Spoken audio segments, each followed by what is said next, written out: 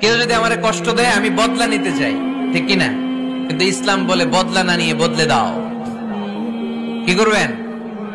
বদলা নিও না, বদলে দাও। আল্লাহর কাছে বল, বন্ধুর কাছে বলার আগে, স্ত্রীর কাছে বলার আগে, ফেসবুকে শেয়ার করার আগে কষ্টের কথা শেয়ার করব কার কাছে? বিশ্বনবী সাল্লাল্লাহু আলাইহি ওয়াসাল্লাম আমাদেরকে এটাই শিখিয়েছেন। এই শিক্ষার মধ্য দিয়ে গোটা বিশ্বকে তিনি চেঞ্জ করে দিয়েছেন। তার নাম আওয়াজ করে বলতে হবে, তার নাম মুহাম্মদ সাল্লাল্লাহু আলাইহি ওয়াসাল্লাম। এই সূরা থেকে আমাদের জন্য শিক্ষা হচ্ছে আমরা বিপদে আপদে সব সময় ভরসা রাখবো একজনের উপর, তিনি কে?